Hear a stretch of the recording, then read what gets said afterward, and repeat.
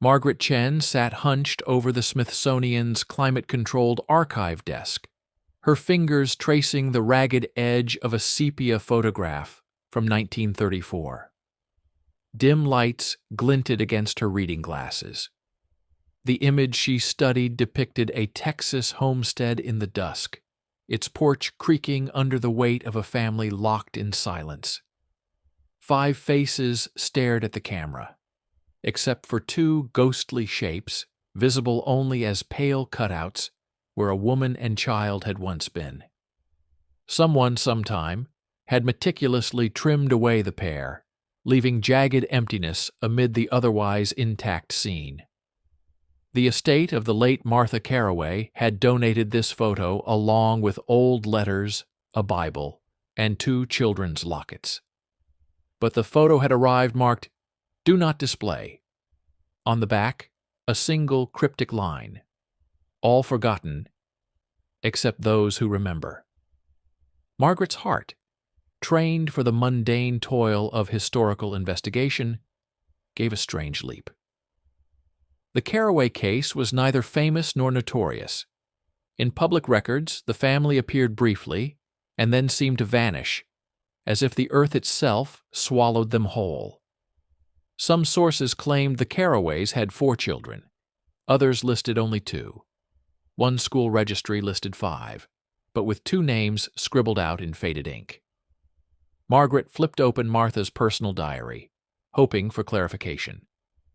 The entries, dated between 1929 and 1933, brimmed with ordinary detail: planting onions, mending shirts, Sunday sermons.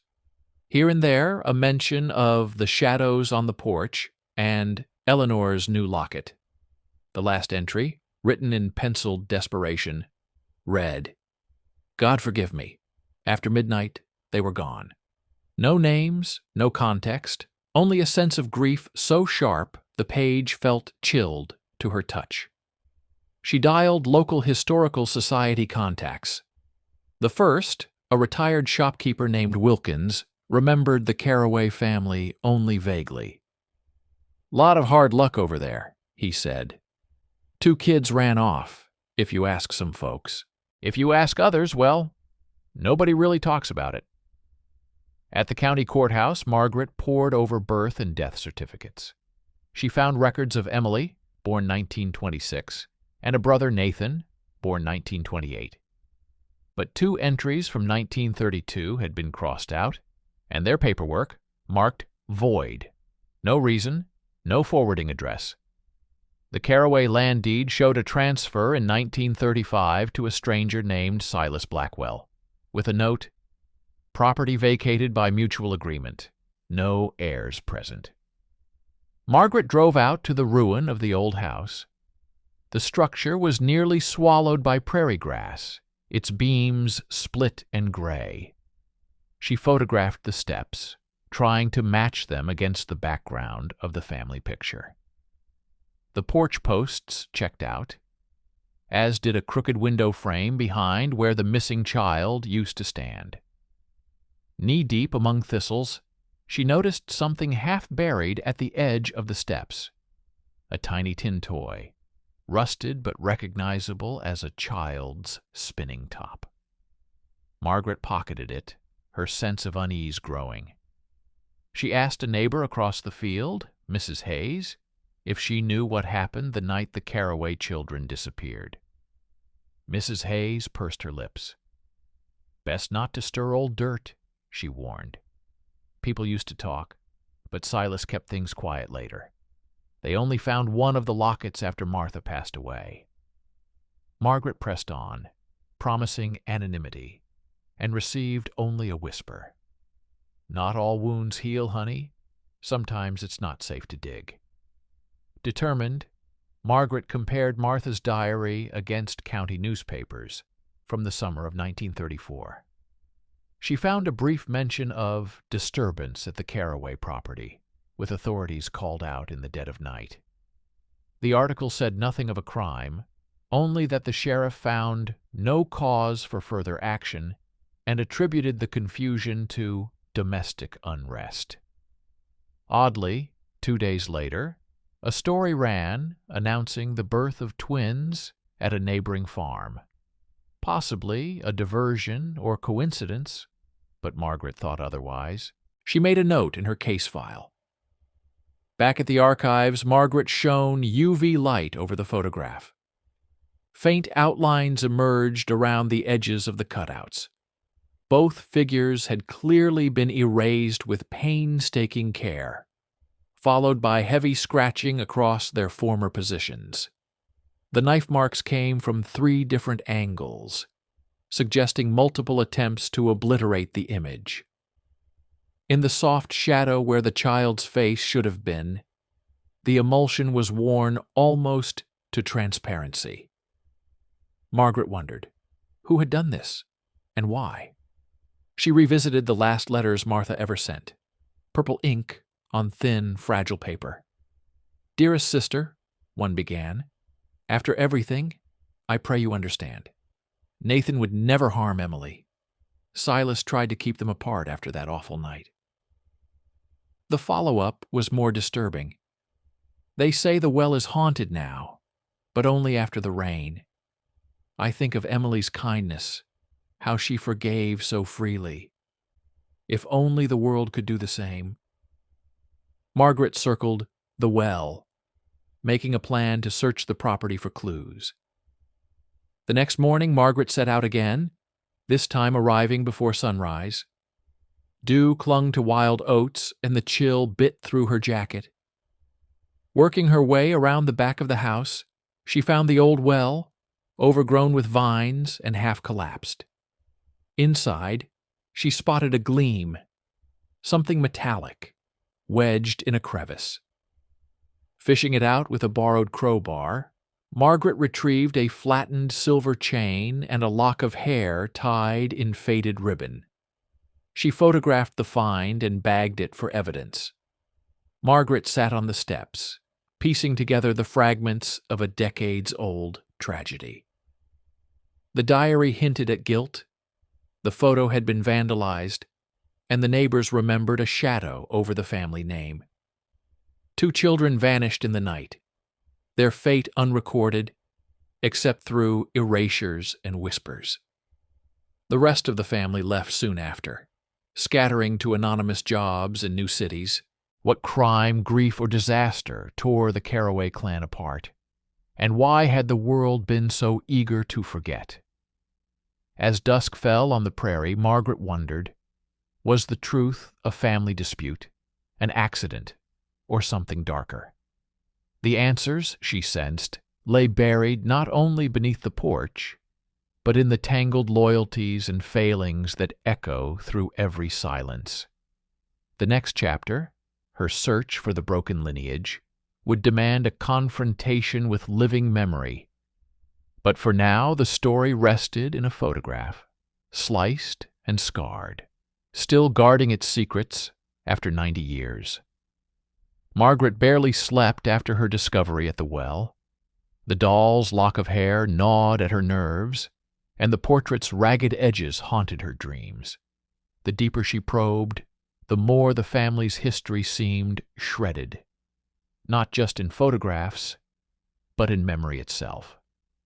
She began to map the Carroway genealogy, pinning the names of the vanished children, Emily and Nathan, to a board beside official census lists.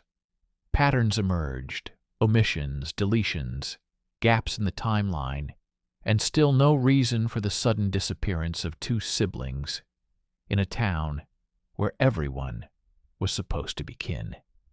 She started her day with a call to the county doctor who had treated Martha Carroway in the 1930s. To Margaret's surprise, Dr. Gray was alive, 92 years old and lucid.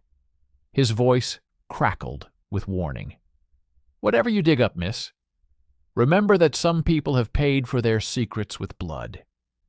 He agreed to an interview, but insisted she come in person, away from the house where the Carroways lived. Inside Dr. Gray's sunlit sitting room, Margaret glanced at framed photographs on a mantel. Smiling children, family picnics, nothing like the haunted Carroway portrait. Gray sank slowly into the sofa and gripped a cane. "I delivered all 4 Carroway children," he said. "Emily and Nathan were smart, strong, but Martha stopped bringing them around in late '32. Said they'd taken ill." Margaret pressed him. "What illness?" "Don't know," he replied. "She never let me see them again." His eyes shadowed over a memory. 3 months later, the sheriff said both kids had run away. No sign, no ransom note, no real search. Too much else going on, the drought, the fires in the fields. Gray hesitated, then lowered his voice. "But I heard rumors. Martha's husband Silas had trouble with liquor. Some say he locked the kids in their room to keep them out of sight. Martha was terrified. After they disappeared, she never looked the same." Margaret drove to the local courthouse and requested police records. The clerk found 2 thin folders, labeled Missing Persons, Carroway, E&N. Both were empty, except a single sheet in Nathan's file. No indications of foul play. Case closed. Margaret scanned the sheriff's logbook. In the week the children vanished, 2 disturbing incidents were recorded: a nighttime disturbance at the Carroway house and the discovery of blood on the back porch. No follow-up was noted. Back on the prairie, Margaret met with Mrs. Hayes again. This time the old woman was more forthcoming. Emily was a sweet girl, always smiling. Nathan liked animals. He nursed a bird with a broken wing. But Silas hated noise. He'd drink and shout, break things if anybody disobeyed. One night the house went silent. By morning the kids were gone. Mrs. Hayes leaned in, eyes glittering with memory. People suspected Silas, sure, but Martha never spoke against him, even after he left town with another woman 2 years later. She buried the pain. Margaret re-examined Martha's diary. Page after page documented mounting dread. Silas is angry again tonight. He wants quiet. He wants the children to stay out of sight. One entry, 2 weeks before the disappearance. "I pray for Emily and Nathan's safety. I fear what he might do." The final page echoed with desperation. "God forgive me." After midnight they were gone. In the town's library, Margaret found a box of letters, unsorted and yellowed with age. At the bottom, a torn envelope addressed to Martha appeared to contain a confession. "I lied to protect them. If the truth comes out, no one will forgive me." Inside was an unsigned note, half-burned. "Two lost, two hidden. Secrets keep us safe, but only until someone remembers." Determined to break through the fog, Margaret analyzed school records for 1933. Emily and Nathan were marked present until mid-February. The attendance ledger then switched to withdrawn with no explanation. A teacher's note mentioned family circumstances and danger at home. With every step, Margaret sensed an invisible hand steering her inquiry away from answers. She received a call from a private number late at night. The voice was rough, aged, and fearful. "Miss Chen, leave the Carroway past alone. This town doesn't suffer outsiders who chase ghosts." Margaret hung up, undeterred. She returned to the old house, determined to search for evidence. In a cellar filled with broken trunks and rat nests, she found a box of children's toys. 2 identical rag dolls, both eyes scratched out, a marble bag half empty, and a thin book inscribed, "To Emily, from Mom." Margaret snapped photos, cataloged locations, and boxed the items for evidence. Late in the evening, Margaret ran the archived names through genealogy databases, looking for surviving relatives. She found a single living descendant listed in county records, a granddaughter of Martha Carroway, now residing 200 miles away. Margaret read an interview with her from a local newspaper. Grandmother was haunted. She'd cry at night and say, Emily and Nathan deserved the truth. She never explained what that meant. Margaret sat under the prairie moon with her case files, feeling the weight of every dead end and silence. The Carroway bloodline was broken, not by loss alone, but by a conspiracy of silence held together with fear, guilt, and doomed loyalty. If the truth existed, it was buried deep, in secret policemen's notes, unsaid confessions, and a town afraid to admit its part. The evidence was there, but the real secrets remained out of reach, just beyond the edges of every photograph, every diary, every trembling witness. Tomorrow, Margaret would confront the sole surviving member of the family, willing to speak. Her questions would cut through old wounds and awaken hidden guilt. The next revelation was coming, and she sensed it would either crack the mystery open or finally bury it for good. Margaret sat across from Arthur Carroway, the last living Carroway, on the sun-bleached porch of his modest cottage. The 82-year-old gripped his mug as if it might slip away. His hands, spotted with age, trembled with both cold and memory. She had driven 2 hours to find him. Arthur was Emily's cousin, barely mentioned in family records, quietly relocated as a boy, when the Carroway tragedy finally shattered the surviving kin. The wind chased dry leaves across his doorstep. Margaret began gently, showing him the faded portrait and the lock of hair tied with Emily's ribbon. Arthur's breath caught. "My mother used to call them the missing pieces," he said. English was slow in his mouth, near lost with time. Margaret pressed on, asking about that summer, 1934, when Emily and Nathan vanished and the family broke apart. Arthur's voice, at first a whisper, grew firmer as he recalled Martha and Silas. "Martha was afraid," he said. "She told me her children seemed changed after Silas grew paranoid." Arthur stared at the ground, then met Margaret's eyes. There were fights, sometimes at night, sometimes in the fields. I watched from the window. His words painted a portrait more harrowing than any photograph.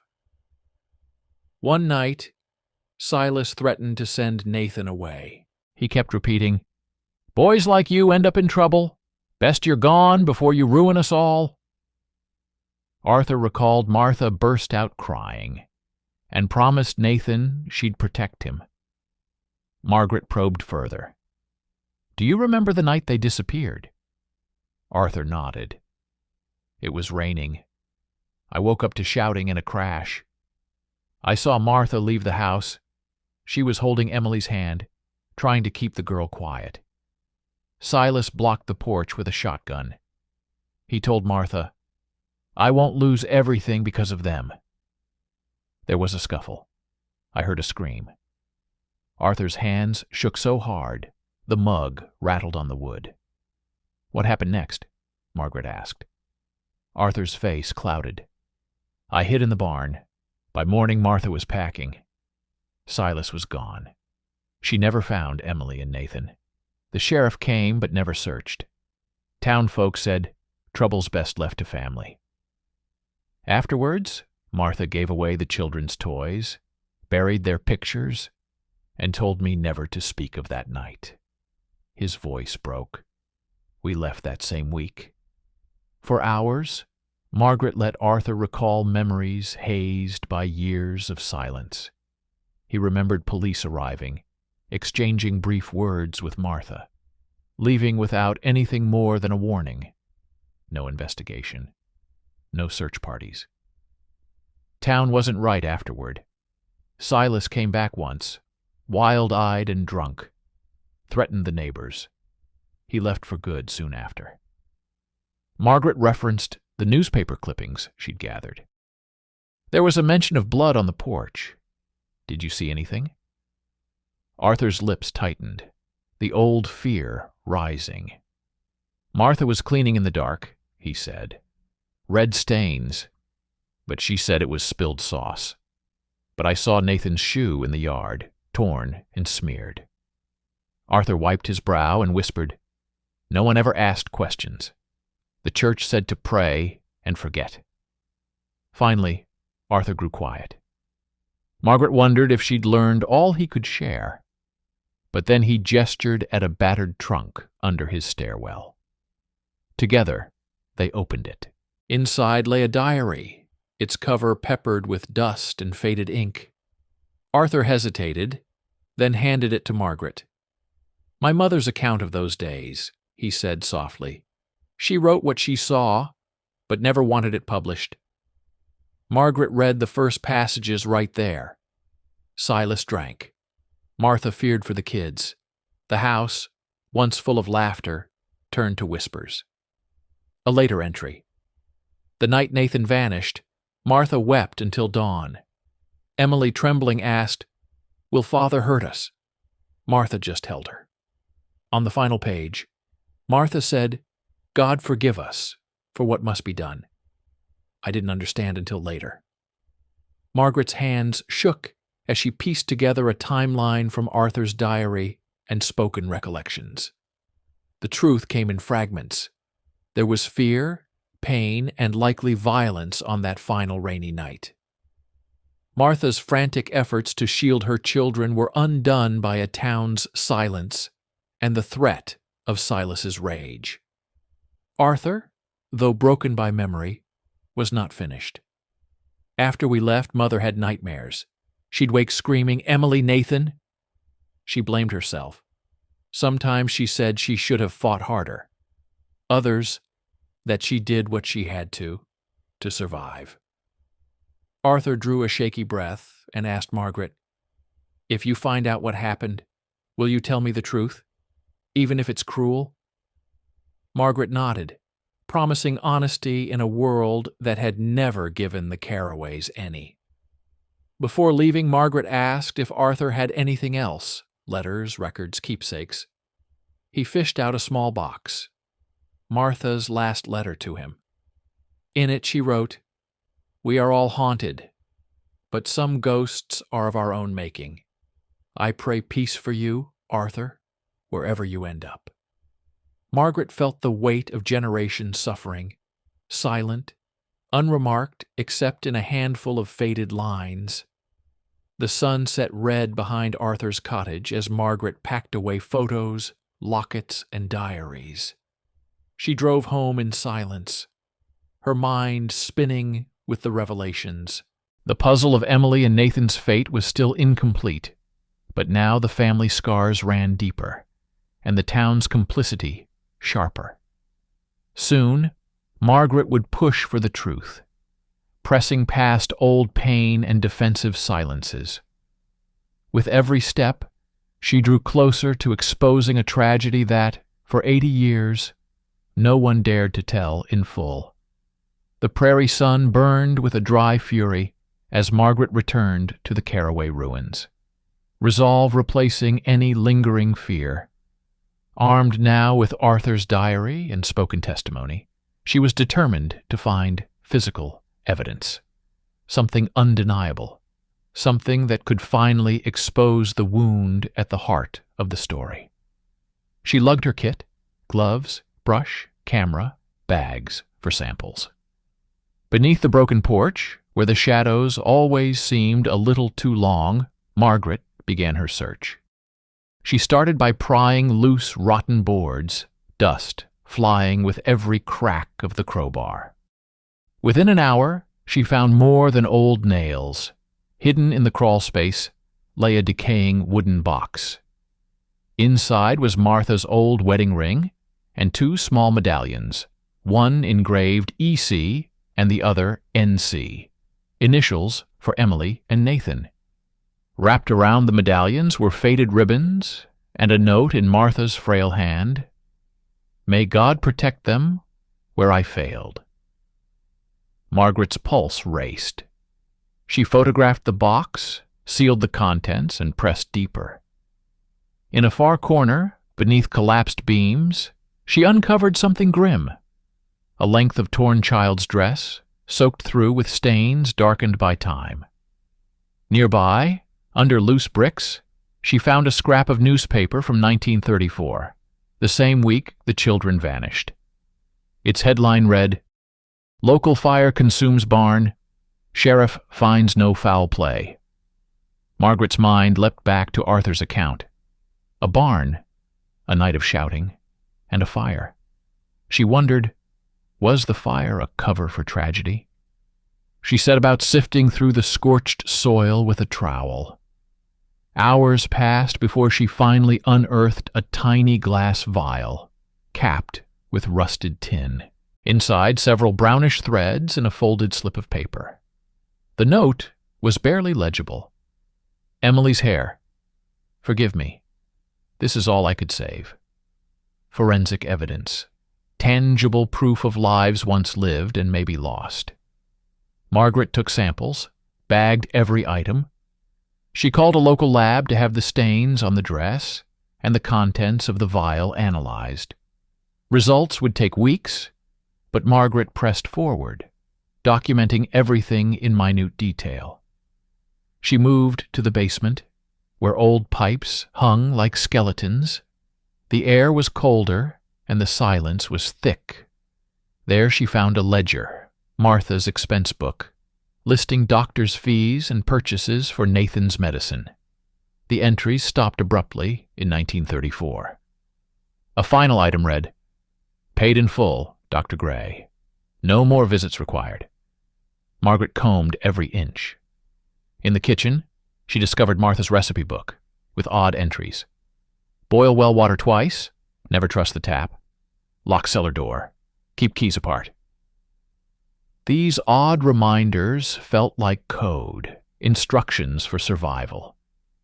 She jotted down the patterns, matching them to events described in family diaries.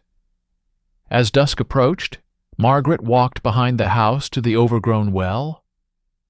Recalling the lock of hair she'd found earlier, she lowered a camera in by rope, snagging images of the stone walls. Within the murky water at the bottom was the faint glint of metal. Local help, skeptical but curious, gathered to watch as Margaret carefully pulled up an old padlock, its surface inscribed with "Love Protects." The lock was snapped shut, but the key was missing, possibly buried, possibly lost with time. Margaret's phone vibrated. The lab called with preliminary findings. Dress stains consistent with human blood, type matches preserved hair sample. Age of sample aligns with the timeline you gave. Her hands shook. She set the phone down and looked out over the prairie, wondering how many secrets had been buried here and how much the town's silence had cost. She took her evidence to the sheriff's office. The old files were dusted off and the new evidence catalogued. The sheriff, more open-minded than his predecessor in 1934, listened carefully. "You know this doesn't prove murder," he said gently, "but it's evidence of violence. It's enough to reopen the case for review." Margaret compiled all the evidence, artifacts, diary entries, testimonials, and forensic results. She gathered copies of the school's attendance logs, the doctor's payment ledger, the recipe book with its coded warnings. She created a timeline, the last months of Emily and Nathan's lives mapped against the changing atmosphere in Martha's home. The local paper ran a story. "Forgotten case. Historian uncovers new evidence in tragic disappearance." Comments poured in, some supportive, others bitter. One anonymous letter arrived at her hotel. "Let sleeping ghosts lie." Margaret tucked it in her file, another relic of the town's resistance to truth. But the tide was turning. With her evidence, Margaret arranged a community meeting at the old church. The surviving townsfolk gathered, silent and stiff with dread. She presented her findings.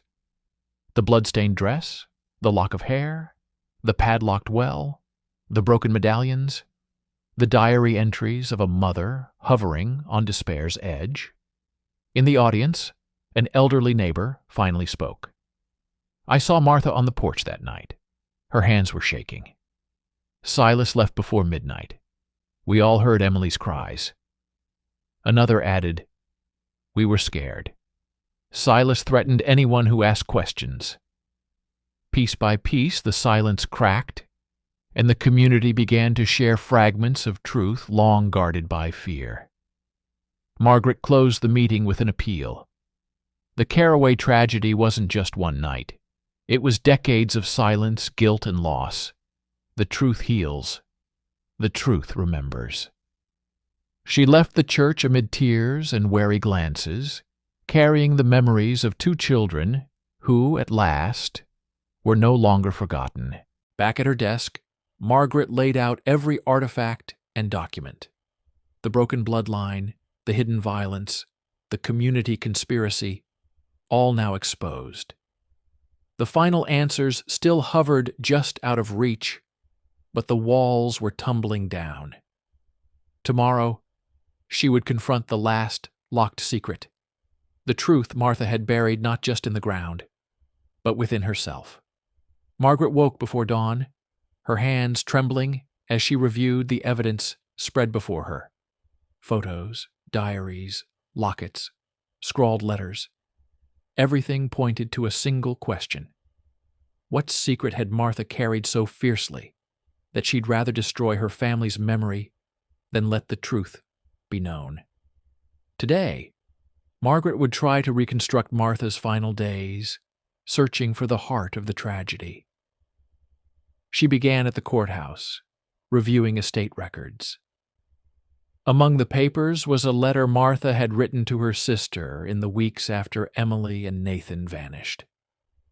Margaret read, heart-pounding, I have prayed each night for forgiveness, wondered if courage or despair guided my hand.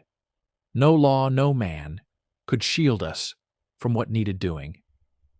The final line, if anyone should know, let it be for mercy's sake, not judgment. Margaret visited the now-retired sheriff's home. Reluctantly, he answered questions about that night.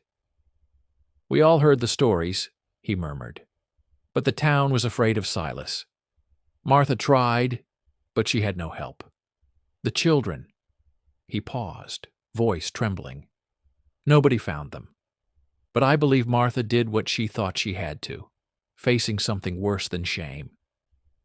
The church graveyard offered another clue. Margaret noticed a pair of small stones in the farthest row, unmarked, but obviously placed with care beside Martha's own. The local pastor, now elderly, approached. Martha would come at first light each year. She left lilies and whispered prayers. When Margaret asked why the stones remained nameless, the pastor sighed. The town turned its eyes away. A mother remembers, even when the world has forgotten. Margaret tracked down family lawyers who revealed an unsigned confession Martha left with her will. It was stark, written in anguish. When the world would not protect my children, I did what I must. I locked doors, emptied medicine bottles, prayed for their safety, but in the end, fate took them by night. I buried their memory not out of hatred, but love and desperation.